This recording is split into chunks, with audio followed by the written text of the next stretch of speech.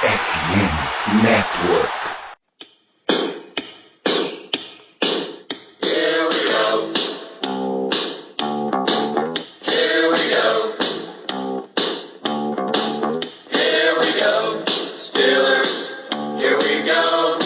Pittsburgh's going to the Super Bowl. Here we go. Muito bem, pessoal, estamos começando mais uma edição do Black Yellow Brasil Podcast, programa 312 desse seu podcast sobre o Pittsburgh Steelers para todo o mundo lusohablante e um programa especial. Hoje a gente está recebendo Dave Bryan do Steelers Depot, que é o maior site, como vocês vão ver no começo do programa, né? O maior site que fala de Steelers em todo o mundo, tá? É gigantesco, a quantidade de conteúdo, a quantidade de rastreamento que eles conseguem fazer é enorme e a gente recebeu mais uma vez, até a terceira vez durante a nossa existência, que a gente recebe Dave Bryan direto do Steelers Depot. Então vão lá acompanhar @Steelers Depot, DEPOT no Twitter, no Instagram, steelersdepot.com também, tem uma quantidade de conteúdo maravilhosa para vocês. Acompanha também o Black Yellow Brasil, né? @BlackYellowBR no Twitter, no Instagram e no Telegram, essa nossa cobertura aí de Pittsburgh Steelers. Acompanhe este podcast, se encontra não apenas na FM Network, fumblenanet.com.br, mas em Spotify, Amazon Music, Deezer, Google Podcasts, Apple Podcasts e um monte de outros lugares, tá? Normalmente a gente entra em live às terças-feiras, às 8 da noite e aos domingos, ou assim que encerram os jogos dos Steelers. Claro que a gente não teve a live nesse último fim de semana porque os Steelers estavam em bye week, e nesta semana em específico, se você está ouvindo isso na terça-feira, dia 8, ou na quarta, dia 9, a gente mudou da terça para a quarta porque a gente está em produção de episódios especiais na nossa bye week. Vocês estão acompanhando esse programa que a gente está falando com o Dave Bryan, é o episódio 312. Nessa terça/quarta deve ir ao ar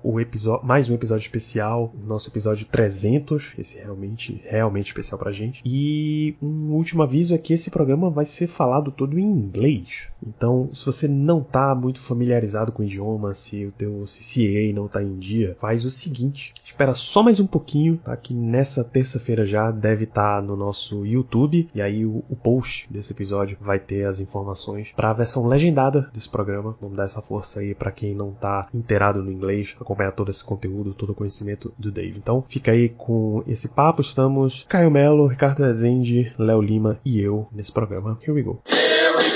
Alright everyone, we're here once again in a special episode. Steelers had their bye week last Sunday, did not play for week 9 of the NFL, but we're here to make kind of a recap of the season, kind of a look ahead with a great friend, again a guest in this show, Dave Bryan from Steelers Depot. How are you doing, Dave? Doing fantastic. So great to be on with you guys once again. It's been too long. For sure. We need to do that more often. We're here. As you know, we have Caio. Hello, guys. It's always good to have Dave here with us. I'd like to welcome him. And let's have some fun today. Absolutely. Mr. Ricardo Rezende. Say hello to our audience. Hey, Caio. Hey, Léo. Hey, Dave. It's always a pleasure to have you here with us. As Danillo said, hope this will be more often for the next month. We love to talk about Steelers and even more to talk about Steelers with you. I'm glad to be here with you guys. Yeah. For the people that don't know, SteelersDepot.com is most likely the biggest independent media outlet talking about Steelers in the world. It's a bit hard to verify that, but we'll go with that word. You are the biggest, guys. Absolutely. As Dave says on Twitter, not real media. Yeah, I like having fun with the real media by making sure everybody knows I'm not real media. But look, I think we are the largest. I mean, our traffic even kind of towers a couple of the papers now and things like that. And we've got a great staff. All of you guys obviously know, Alex Kozora pretty much at this point now. Alex runs, day-to-day operations on Steelers Depot. We've got several full-time guys on the site now. Josh Carney's been with me for a while. Jonathan Heitritter. You probably recognize Joe Clark writing more and more. He's a full-time guy now, and we've built the staff up, several part-timers as well, too. And we usually put out, on average, 30 to 40 pieces of content a day, and film breakdowns and news and you name it. So I couldn't have done it without these guys. And, Alex, as you guys know, has played a big part in this thing now. And pretty much, Alex is, runs day-to-day operations on Steelers Depot now. Yeah, it's pretty big. I was going to ask you about how many articles and pieces a day you post, but 30 to 40 a day is really a lot. I know a team, a staff makes it less hard, but yeah, it's a big number. Absolutely. We used to do that between like 2 or 3 people, me, Alex, and Matthew Marksey. And Matthew's obviously still with me full time as well too. And they started off with just me initially, and then I brought on Matthew Marksey, and then not too long after that, Alex joined, and for a while it was just the 3 of us, and we were pumping out that kind of 20 to sometimes 40 depending on the season post. And now it's fun to not have to write that much content in a day. I guess so. We do like 3 to 4 posts a week, and it's really hard. But yeah, enough talking about us. I know people are here to hear us talking about the Steelers, and we're in a 2-6 season. It's hard to follow that. At the same time, we are hoping to see some improvements in some sides. Let's begin in a positive way, Dave. Do you see any positives here? Do you see any good things coming out in Steelers 2022? Well, I think the most positive thing this week, right, is get TJ Watt back on the field. And boy, have they missed him since week 1. Up until this point, obviously you start off the season with a surprising, with a last-minute win against the Bengals and how that happened. And, everybody was riding pretty high on that. But in that same game, you lose TJ Watt for an extended amount of time to that pectoral injury, and you went through the quarterbacks there with Trubisky there, and they pulled the plug on him halfway through the game against the Jets. You get Kenny Pickett in there, and it's been as expected, right? I mean, you got a young quarterback trying to feel his way in the NFL world, and it's been very inconsistent so far as, with Kenny Pickett. You coming off this game against the Eagles, probably technically it was his worst game of all of them. And, I know he's got the interceptions and all, but I think if you put those interceptions into context, you guys have obviously seen all the interceptions and all. There were a few of them that, probably were unlucky on his end. But then, on top of it, as you guys know, and as we said going into the season, for the Steelers to be able to win games in 2022, they were going to have to be able to run the football. They were going to have to be able to play real good defense and keep the score down to 20 or under, and they weren't going to be able to turn the football over. And unfortunately, not a lot of those things have happened in any 1 week. And the defense obviously missed TJ Watt. The sacks are down. The turnovers, they had 5 turnovers in that first game against the Bengals. And at this point of the season, they have 10 takeaways on the season. You're turning the football over on offense, and you're trying to struggle. You can't run the ball at all, and it just is made for a very, very long season. So I think if you were to say, okay, what is a positive at this point of the season, I would just say that you have Kenny Pickett out on the field, and he's starting to go through the learning process now, and hopefully trying to learn from his mistakes. So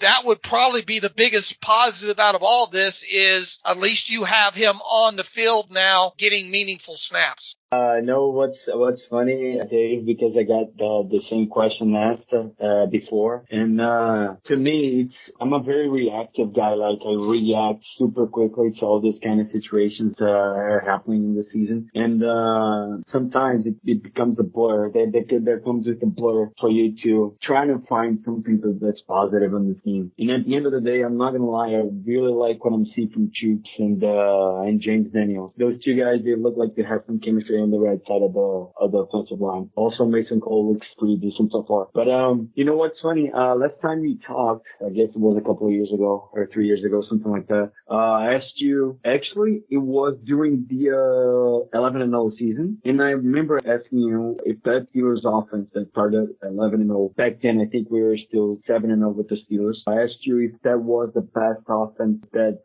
Ben had run since like 2015, somewhere around that. that because the offense was rolling up, doing everything well. But now I'm going to ask the exact opposite question. Is this the worst offense that we've ever seen from the Steelers, like since, I don't know, Mike Tomlin era? Is that the worst offense? I'm guessing the answer is going to be yes, like easy because they don't have Ben Roethlisberger anymore. But do we recall seeing another offense that looked as bad as this one? Well, you got to remember, I'm probably a lot older than most of you guys. I'm 54, so I had to go through the 80s,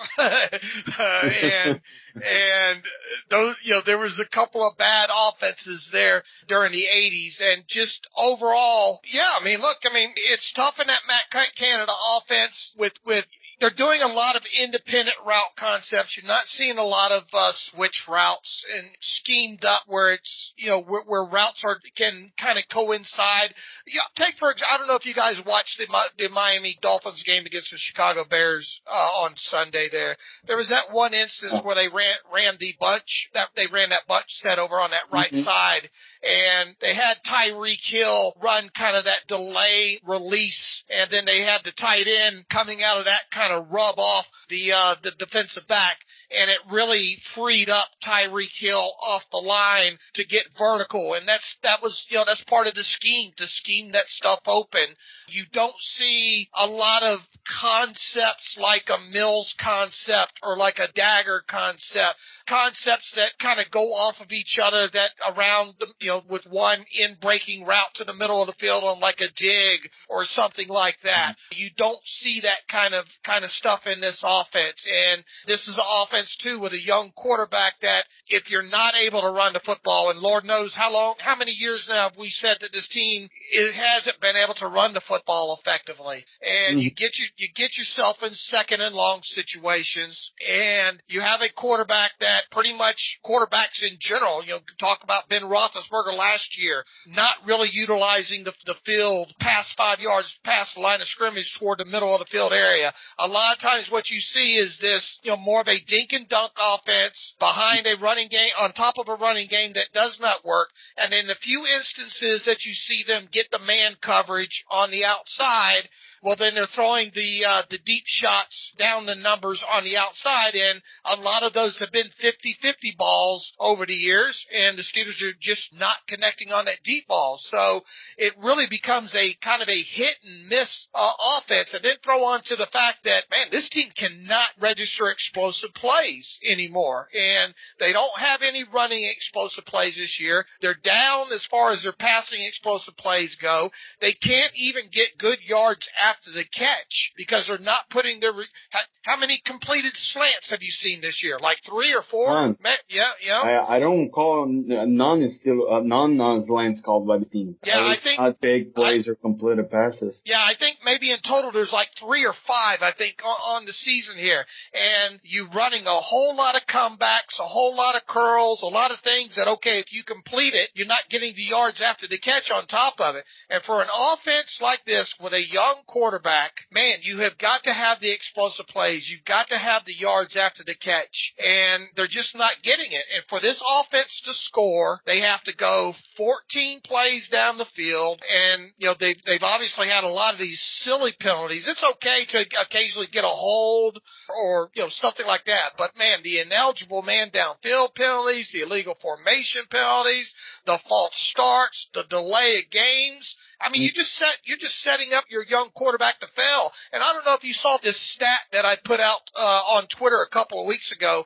And this goes to Kenny Pickett. 78 of Kenny Pickett's 190 dropbacks this season have come with the Steelers trailing by 14 points or more. And 92 of those 190 snaps of them have been trailing by 10 points or more. Well, that's an unfortunate situation to put Kenny Pickett in, because the defense can just play, some cover 3 deep. They're not going to give up the big play, and they can blitz at will, and they can really get after the quarterback in those situations. So you're already putting Kenny Pickett behind the 8 ball in that aspect. So that's a long answer, but in short, yeah, I mean, this offense in at least dating back to the 80s, this is the most inept offense Steeler fans have seen in a long time. And it shows to prove how Ben Roethlisberger was still efficient, because it was under the same regime. Like, I'm not trying to defend that he should go another year or anything like that. I'm just saying that he wasn't as bad as people put him out to be last year. They called him old. They say he couldn't make plays. He had his issues, but he was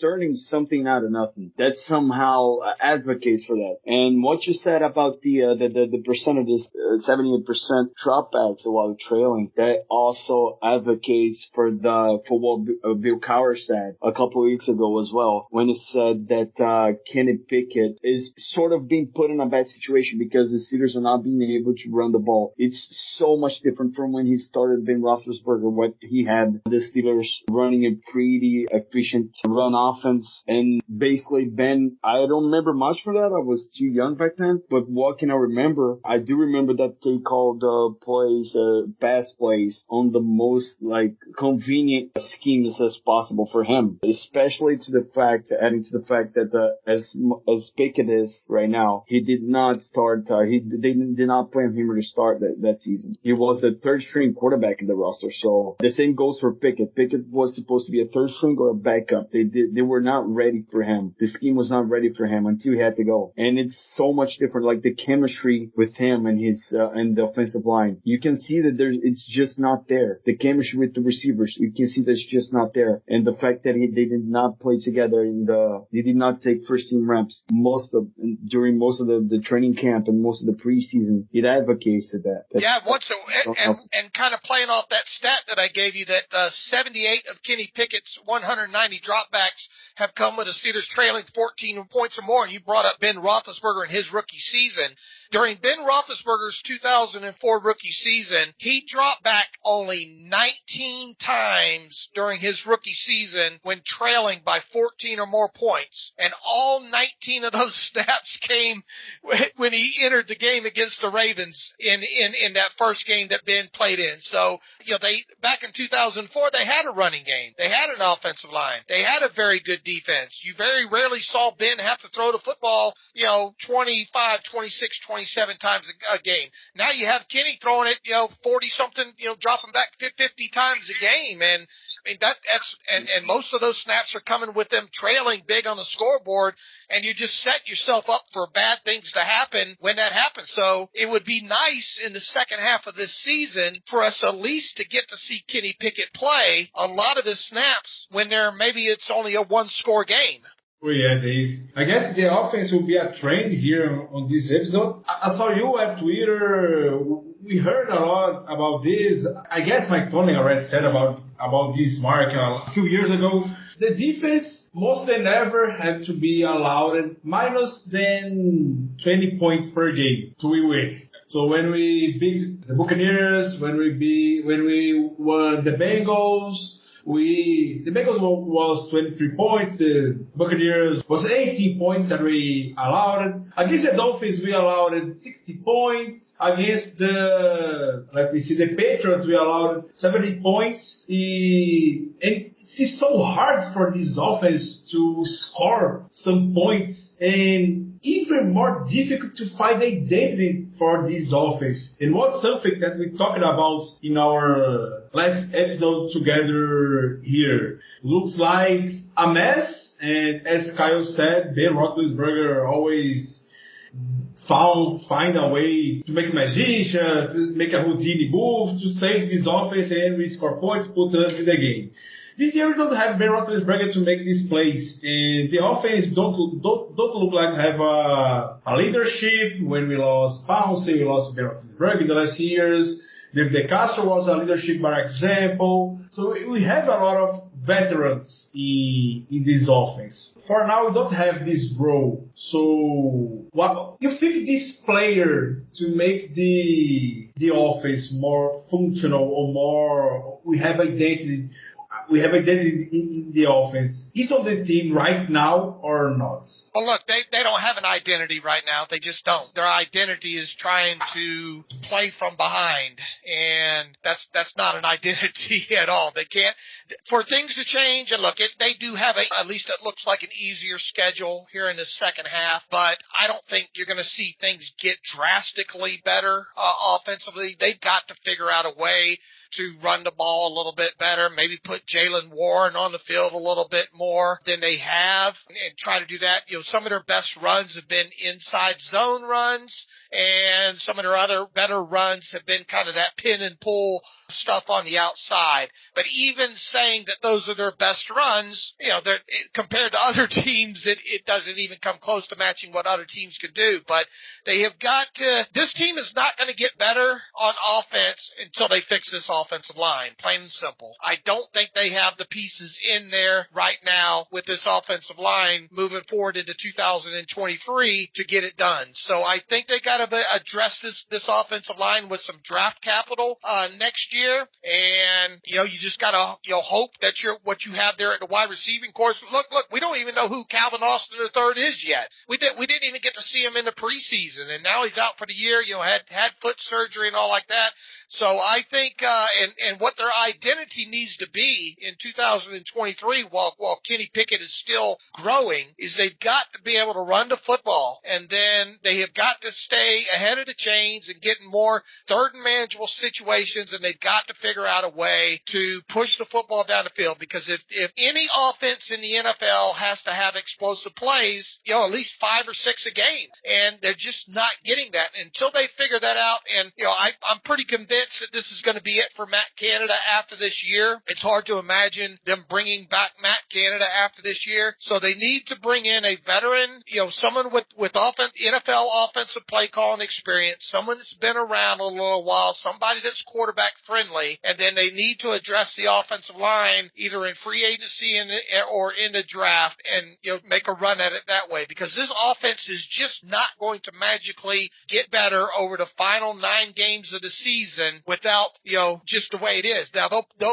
they might win some games because they're not playing the quality competition, but it's just hard to imagine this offense turning around, you know, 360 degrees from what we saw in these first 8 games. I love that you start talking about the trench a little bit. I'm a big defender here in our podcast. You know, I believe that every good team starts in the trench. Even in the offense or the defense, we had like one of the best trenches all time when Big Ben started, and then after with Munchak as O-line coach. Do you think that can fix, like, not the player, but the coaching staff?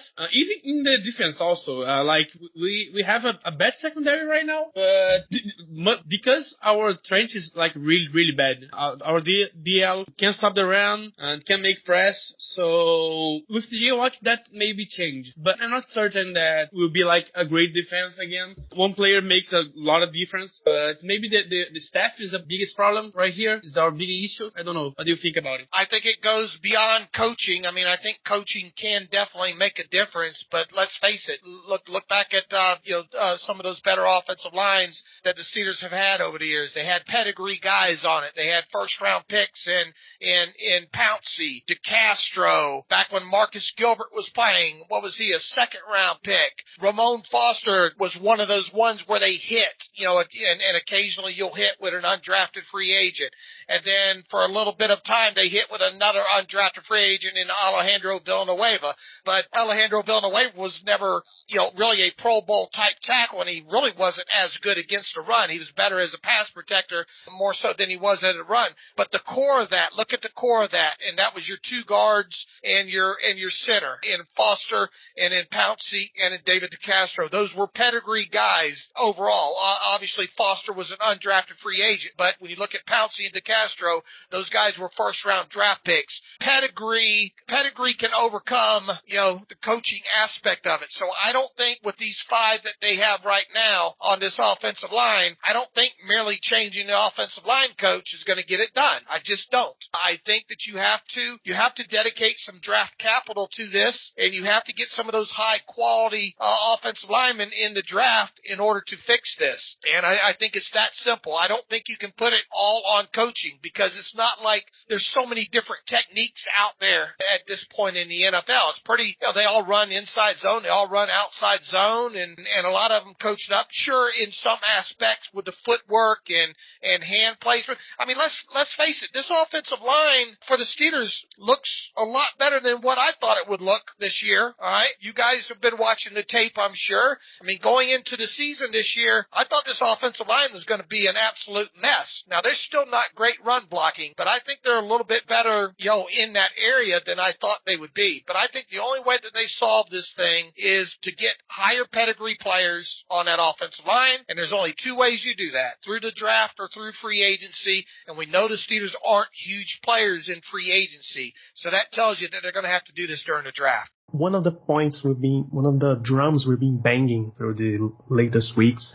We were approaching the NFL trade deadline, and we thought the Steelers should be sellers. It's not a NFL-wide concept now. They're starting to get that when you have in a bad season, there are some players you judge expendable, you can trade away, accumulate draft capital for the next year, and the Steelers ended up just trading away Chase Claypool for a second-round pick from Chicago. They brought in William Jackson III in a late-round swap picks. Do you think the Steelers should have sold more players in this trade deadline? Well, who were you going to sell in these situations? Really, there was, probably three players that you could make probably, I think, a strong argument for. Chase Claypool was obviously one of them. Could they have gotten, I don't know, a fifth or a sixth round draft pick from Mason Rudolph?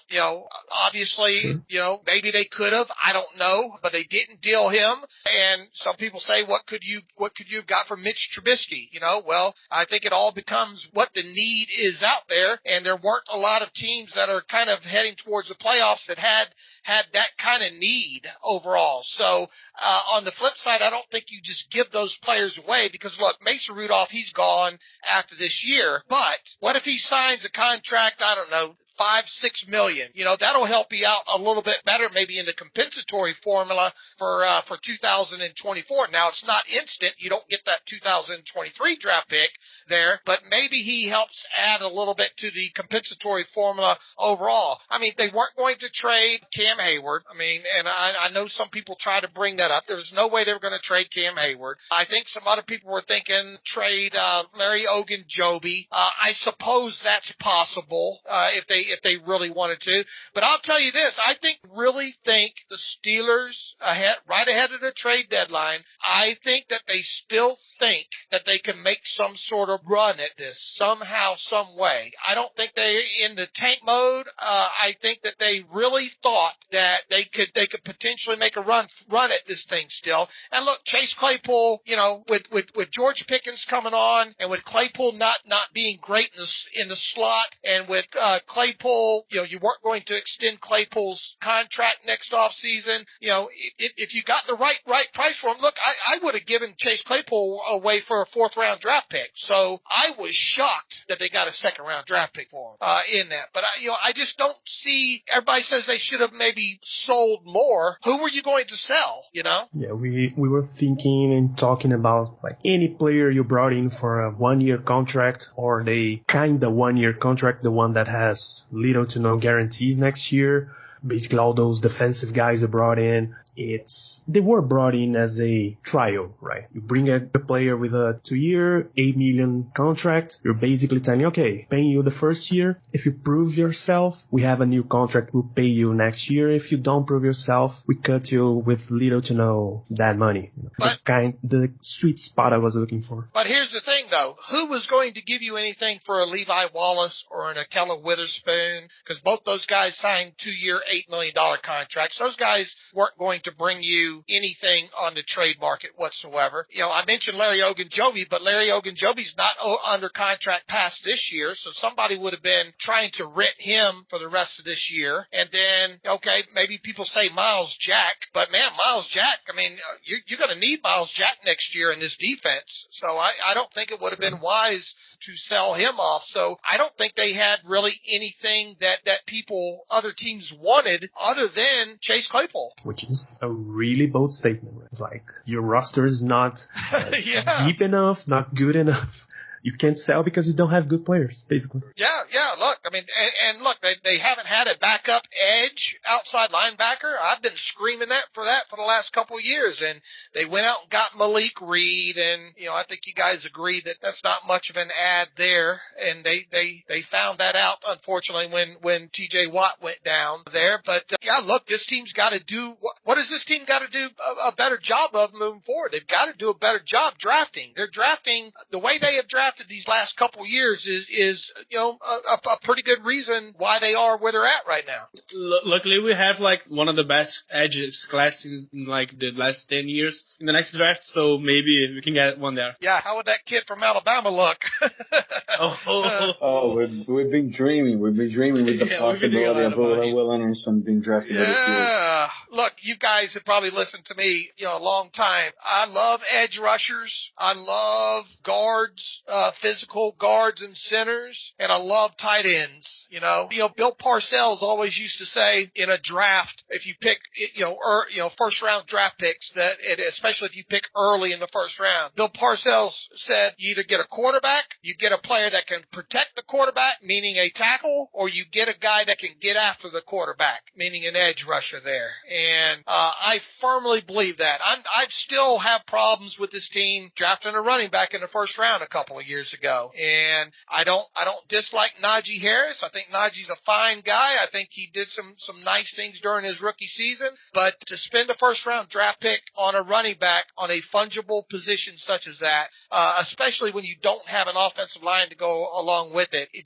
to me it didn't make a lot of sense. And now here we are in Najee's second year, and his numbers are worse than they were his rookie season. He's beat up a little bit with that foot injury early in the season, and he's getting older by the day. It's not like he came out a young player. He came out of college with a pretty good workload underneath him as well too. So this team has, and hopefully with them bringing in Andy Weidel over from Philadelphia, hopefully this team can get back to making some better decisions on draft day, because that's the only way, unless this team decides to spend some money in free agency, that's really their only way out of this hole right now. All right. You know what? I've been thinking, Dave, that this Steelers defense has very little accountability on their side of the ball. Is not very little. I'm overestimating that, but they're not having as much accountability called to them as they should have, because this is supposed to be a top 3 defense in the NFL. And aside from the fact that they lost T.J. Watt, they lost the Defensive Player of the Year 2021, that's big. I'm not gonna underestimate that. But the fact that they're almost bottom tier, bottom stats to almost every defensive stats in the league right now, just on the loss of one key player. That is really underwhelming. And also, do you think that maybe Terrell Austin could possibly be in a hot seat because of that? Like, I'm not saying he's gonna get fired, but I think he's getting a lot more pressure than what it is being called out on the media. Internally, things are definitely not fine with this defense, and the performance has been just really underwhelming. Not even close to being below average. It's just below average, very bad all around. And they made too many investments on this defense. They kept Alwala around. They brought in Larry O. They re-signed Chris Wormley. They went out there, got Malik Reed. They went out there, got Miles Jack. They re-signed basically everyone that they could this offseason. And it just looks bad. It looks like those moves, they look like those types of Cleveland Brown moves that they used to make 5-6 years ago, that they would go out there on a spending spree on the free agency, sign a bunch of players, and not getting anything from them. And then you see them go out there to another team and have a decent success. Like Jamie Collins would be an example. Of course, he's the guy that only performed in the Patriots, but you can usually see those kind of situations happening in this defense. And I don't know, it's just being very mediocre. And as a Steelers fan, this sort of performance is just unacceptable on my side from my point of view. It's just outrageous to see this team spend so much money on the defense, and the defense just being outperformed every single game against any kind of offense, an offense that's struggling in offense that's obviously doing great. They just struggle against everyone. And when they had Butler, we usually could see this very few matchups that they would just get very ready to face them, and they would just go out there and perform very well against those teams. But we don't see that happening anymore, especially this season. Maybe Terry Austin is to blame, maybe Mike Tomlin is to blame, I don't know. But I think maybe. Do you think that Terry Austin could be getting much more pressure than what's being perceived as? No, I don't, and I'll tell you why. Even when Keith Butler was here, this is Mike. Let's not kid ourselves. This is Mike Tomlin's defense, and Terrell Austin is just a defensive coordinator by name alone. Here, what's happening on? I don't think he'll be on the hot seat, Terrell Austin, and I don't think he should be on the hot seat. I think. Look, when you lose the defensive player of the year, and yeah, it is a shame that you lose one player like that, and your whole defense. But this defense has always been predicated for since Tomlin has been here, and really before that, on pressure. If you have the pressure, Russian coverage goes hand in hand, and they're not getting consistent pressure on they have not still been great against the run, and that goes back to last year. And obviously they had a lot of injuries up front last year, but they have not been getting it done up front. And then when you lose a guy like T.J. Watt, you don't have that consistent pass rush, and then that causes the back end guys, your guys like Akella Witherspoon, Levi Wallace, James P. You're leaving those guys up to get exposed. Now, within that though, how many interceptions did they have a chance to have against the Miami Dolphins? 4? We count 6. Okay, 6, 4. Yeah, you gonna put that on Terrell Austin? Sooner or later, your players have got to make plays, right? Because that's what you're paying them to do. If you get 1, even 2 interceptions in that game against the Dolphins, that's probably a different game, right? And how many times this year, have we, even against the Eagles, even though it probably wouldn't have mattered in the grand scheme of things, Cameron Sutton had one go off his hands in that game there. So here's their biggest fault overall on the defensive side of football is they did not have a good enough plan on the edge. They didn't have enough depth there at the edge position if they lost a player like Highsmith or T.J. Watt for a number of games there. Malik Reed and Jameer Jones, that's not it. That's not going to do it. As far as the back end goes, I mean, I don't know how many people went into this season thinking, Keller Witherspoon's going to be the answer, because he just had not shown enough up until that point. And now that he has played more on the outside, I think you see what you see is what you get with a guy like him. And I think the problems on the defense are multi-layered. And look, Devin Bush is going to be, look at all the whole, and here's another thing, DeMonte Casey, he was having such a great preseason that the Steelers were probably going to plan to use a little bit more of these 3 safety packages. And then you lose a guy like him, during the preseason, and hopefully they're going to get him back this week along with T.J. Watt there. So there's a lot of different layers involved in this defense. And once again, make no mistake about it, this is Mike Tomlin's defense. And I think the buck starts and stops with him. So, no, personally, I don't think Terrell Austin, I don't think his job is going to be in jeopardy this next offseason. What they need to do is they need to address, that via the defensive line and outside linebacker and cornerback. They need to address that during either the draft or free agency year. This is not going to be a quick fix with this team right now. I mean, if you look at the free agents that this team has after this season, and a lot of these guys that are going to be gone, you're probably just going to say, hey, that's fine. Go ahead and go. But you don't fix that all in one draft, and you don't fix that all in free, in other words, there are a lot of holes on both sides of the football that this team has, and that's now got me thinking that this Super Bowl window might not open back up again until 2024, to be quite honest with you, because there's that many holes on that side, on both sides of the football, and I just don't see the Steelers being able to fix all of them in one off season. So you're talking about the coaching staff, and we know that Matt Canada, as we already talked today, is really on the hot seat, and I'm pretty shocked that we don't fire him at this bye week. If I would bet that the Steelers would fire him after the game against the Eagles, I would put my money on that. And yeah, he's still here, and now we know that he will stay here until the end of the season. And we know the historic of Matt Canada in college football is a really traditional name in the NCAA and have a lot of experience. I don't know if we can call him a great offense mind or a creative mind when we see the work that Matt Canada has. His resume on the college football, and this transition to NFL through him is too difficult as we see this year. But you're talking about a point, and in the last episode of the Terrible Podcast, Alex was talking about this, that the play calling is a feel better, to be fair with Alex. Don't say, he doesn't say that it's a great offense or a great offense play calling, but it's better when we see some old games on this season, the beginning of this season. And I was thinking about Dave.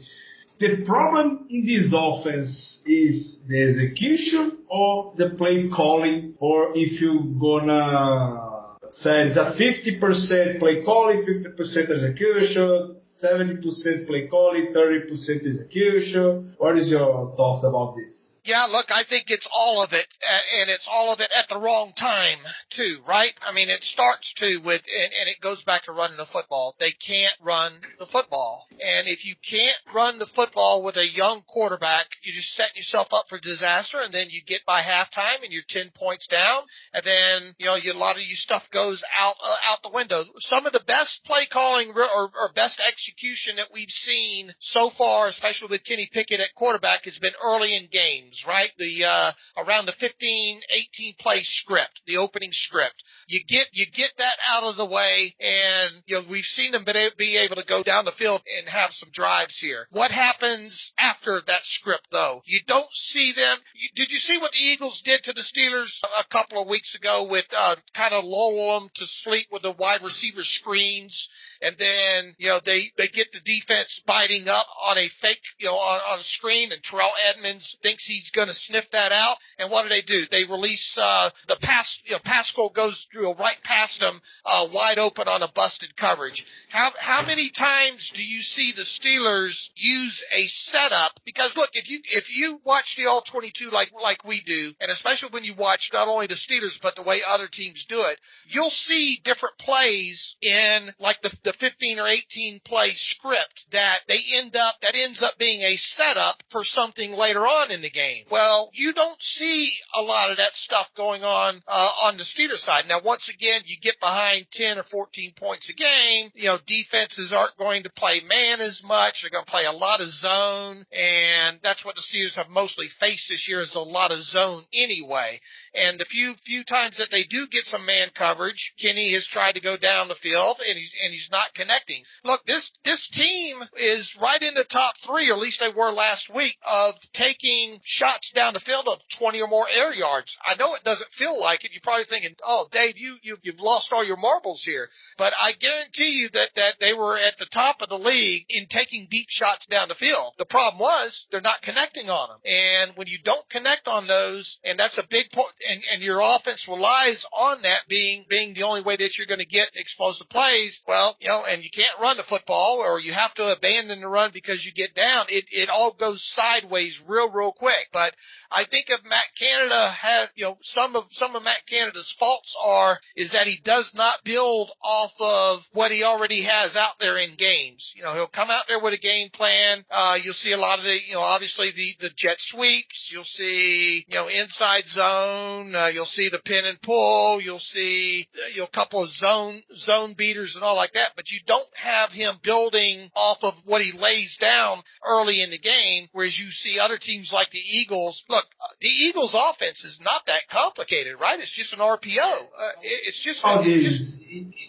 it's pretty, the Eagles. I was watching, I guess was Manuel Macho, I guess, was make a read about the touchdown of Zach Pascal against the Eagles, and said that the Eagles called that play more early on the game. So exactly, it's pretty simple, and I think the Eagles the perfect benchmark to the Steelers follow the step for next year's maybe. Now here's the thing. Jalen Hurts, we all agree Jalen Hurts is a perfect fit in that offense, right? Because of his mobility. Kenny Pickett's not that mobile. I mean, how many times a game are you going to see maybe Kenny Pickett keep it on a read option or something like that? Now, can they work around that? Can they go a little bit heavier RPO maybe? Yeah, I think that's a start there. But remember that RPO stands for what? Run pass option. And the good thing about the Eagles is when they run on that run pass option, they're getting 5 or 6 yards. When the Steelers run RPO, they get 2 yards. When there's not an eligible man down the field. Yeah, and you know, here's a bright spot is hopefully by the end of the season, Kenny Pickett will have seen a lot of different defenses at the point, and we'll get a little bit better reading some kind of stuff. And you know, we'll see if I think they should be running a little bit more RPOs than they do now. But once again, you get behind on the scoreboard and you're chasing from behind, it makes it kind of hard to stay that kind of discipline. And as you've seen now to this point, teams are just coming out. They're playing zone. They're daring the Steelers they're either playing 2 high zone or cover 3 deep zone. And maybe in some third down situations, they're playing press man. And that's when the Steelers are trying to take their shots and they're not hitting them there. But, it goes back to with the Eagles, man. The Eagles execution, you said, you know, is it, you know, 50% coaching? Is it 50% execution? You know, they can execute that RPO, man. The Eagles are really there's so many ways they can cut you up with that RPO. I mean, look at Ertz. Look at obviously A.J. Brown, the other young receiver that they have over there, and their offensive line. They have pedigree on that offensive line, so it goes back to what we just talked about earlier in this interview. You know, they have an offensive line because they have high pedigree guys in that offensive line, and they have built an offense that matches the skill set of Jalen Hurts perfectly. What the Steelers need to figure out is what is Kenny Pickett's best skill set, and then build around that. And I think they're still trying to find that right now. Let's talk a little bit about something good right now. we talk a lot. I guess it's gonna be good. So, George Pickens. We have a guy like can make plays. He will receive more the ball now that Chase Claypool is gone. Do you believe that he maybe can be the offensive rookie of the year? And another one, how many sacks the TJ Watt will record in the last 9 games? He will be double digits? All right, let's start with George Pickens. A lot of people need to remember when George Pickens came out, he didn't play a lot in his last season because of the injury. And on top of it, one thing that we knew George Pickens could do is we knew, you know, he has good body control, good hand, and he could separate and all. What it's going to take a little time with George Pickens to do is become a full-fledged good route runner. He didn't, you know, you look at his total amount of snaps that he played at Georgia, it's probably the equivalent to 1 NFL season that he played at Georgia. So that's part of his maturation process. I think he will become a better route runner, and I think they've got a fine prospect. Look, I mean, some of the catches this kid's already made is just absolutely phenomenal. But what they got to start doing is they got to start increasing his route tree, right? Because look at most of his, and I'm looking at his targets right now for 2022. 12 of them have been curls, 8 of them have been out routes, 5 of them have been goes, 5 of them have been fade back shoulder throws, 3 comebacks. Notice I haven't even hit slants yet. You know, so the way they're using him in this offense primarily is they're using him outside, way outside the hash marks, closer to the numbers, and all they're doing is running curls, outs, and goes with him. They got to increase it in the second half of the season now that Chase Claypool's gone. They've got to get his route tree. They got to build that up. So we got to see more routes, more digs from him, more routes, more slants, more routes going to the middle of the field. Do I think he can do enough in the second half to win Offensive Player of the Year or Rookie Offensive Player of the Year? No, I don't. I just don't think this offense is conducive enough right now. Now, do I think he can have another, 30 catches or so? Yeah, I think he can. Do I think he's going to make a couple of nice catches along the way? Yeah, I do. But I think it's a little bit much to at this point to think that he can win Rookie Offensive Player of the Year. Your other question about T.J. Watt, man, if T.J. Watt is over that pectoral injury at this point, and he got that knee fixed and all as well too, we've seen T.J. Watt get 3-4 sacks in a game, right? I mean, I think times. I think, let's see, there's 9 games left. Man, I think T.J. might be able to get 12 sacks, maybe 10 to 12 sacks. I don't think that's out of the question whatsoever there where it comes to T.J. Watt. Yeah, about Dickens, let's just pray that he don't get a lot of jet sweep, Please, Matt Canada, don't use him as the jet sweep. No more jet sweeps. We need reverses and wide receiver screens now. Yeah.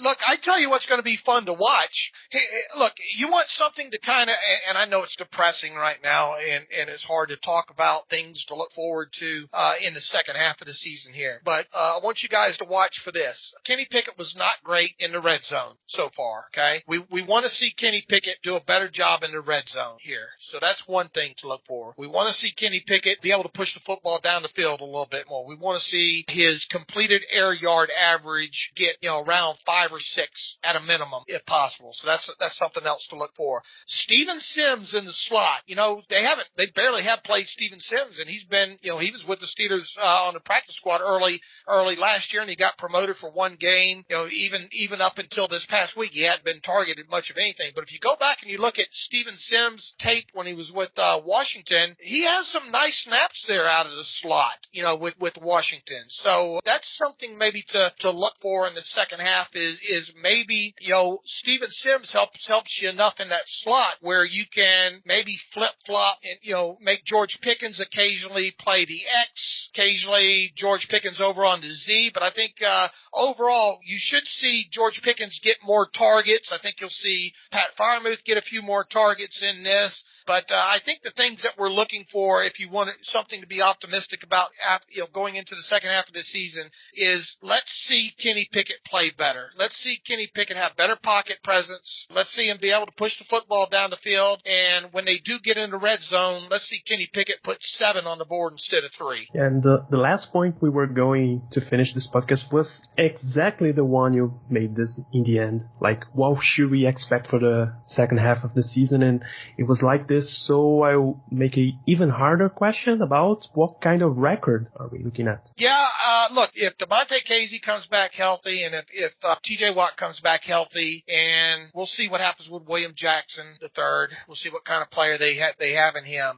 My overall thought is that we'll see some closer games. Now, whether or not the Steelers win them, that's another question. But I think that we might see them at least maybe be able to hold down the opposition to that. I forget who, if it was Caio or which one of you said it, the 20 to 19 point range, 18 points there. I think because of who they play, because look, you got Atlanta, you got Carolina, you got the Saints, you got a lot of teams that aren't great. So I think you'll see the Steelers have closer games. Now, this morning on the podcast, Alex and I went through the rest of the schedule trying to predict what the Steelers record would be. I think they might be able to get 5 or 6 more wins. And I think Alex said the same thing. I think Alex had them 1 less win than I did. But if they can keep some games close and not get down 14 points in games, 17 points in games, I think they might be able to pull a few of these out. Now,